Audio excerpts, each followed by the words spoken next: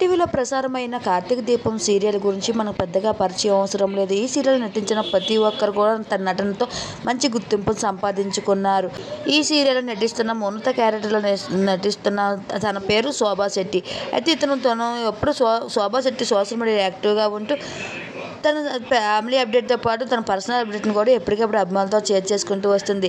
కొద్ది రోజుల క్రితమే నాకు పెళ్లి చూపులు అంటూ ఒక వీడియోని కూడా యూట్యూబ్ ఛానల్ ద్వారా అందరికీ రిలీజ్ చేసుకుంటూ వచ్చింది.